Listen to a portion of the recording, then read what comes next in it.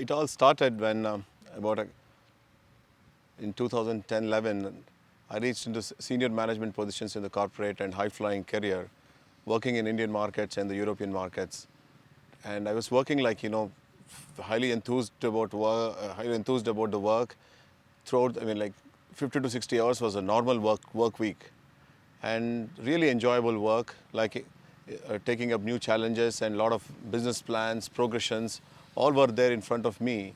And one fine there was a sharp pain in my ankles.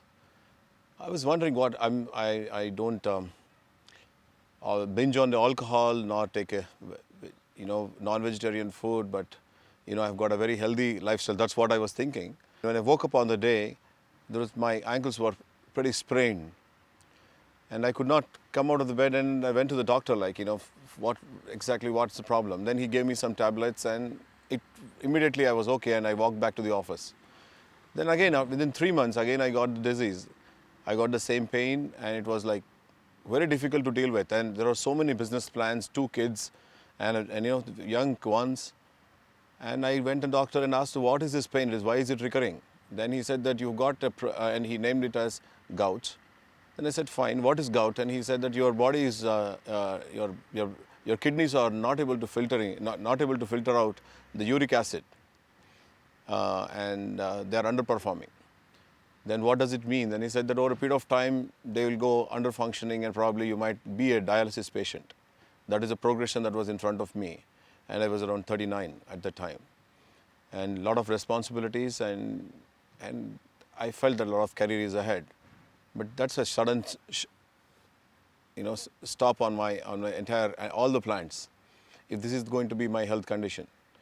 Then I took a small sabbatical. That's not going to be the way I would like to work, or the way I would like to live life. So I took a sabbatical, started working with understanding the human anatomy, why kidneys are, understanding the project of what this body is about. Till now I've been focused on what are the problems I can solve in the IT and the corporate world. Now I started working on this human body and went to courses, online and offline, yoga, and they have given a lot of insight on how the ancient people have dealt with human body and the problems that it faces. Then I further investigated that what could be the problem, what could be the further problems, because I had enough time. And this all went in as a sabbatical for about 1.5 years.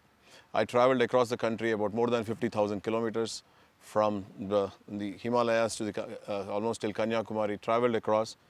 Then I found there, during the time I spent time with the farmers, with the tribal areas, under-irrigated, farmers were committing suicide.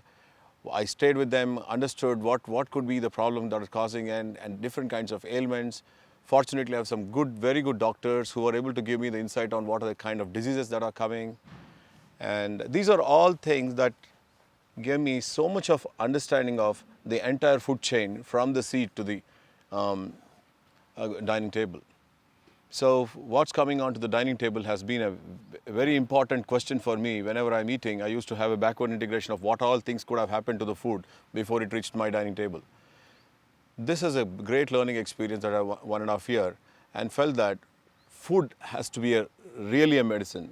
Food has to be really a medicine, rather than food has become a slow poison now over a period of time.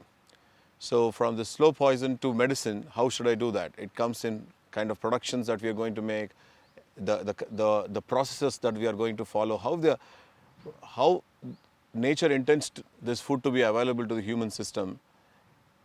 Is it available in the same form, or is it getting processed to such an extent that it's no more nourishing?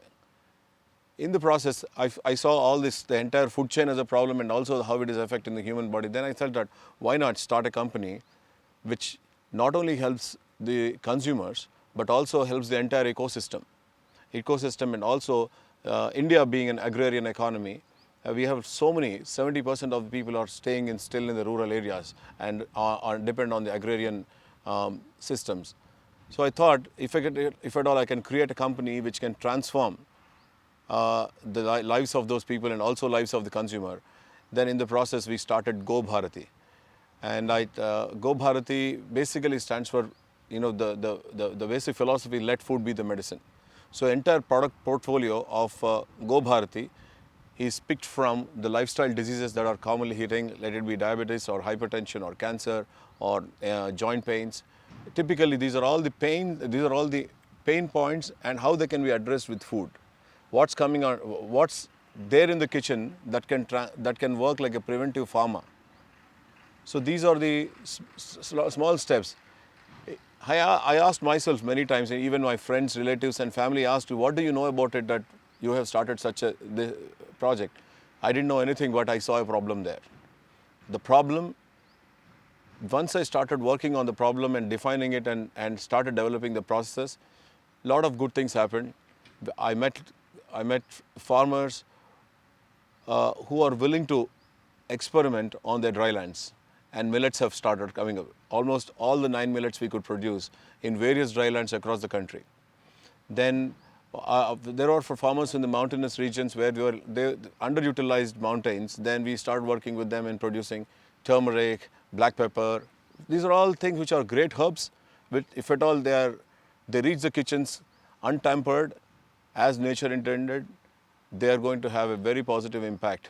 I mean, based on this Ayurveda, and I mean, all these Ayurveda, Unani, and also to some extent allopathy or different kinds of alternative medicine, all of them were, I mean, I read to some extent and brought all of them and said that let food be the medicine, let kitchen be the preventive pharma, and ensure that people get the healthiest of the foods as nature intends. And that's where Go Bhaarati started.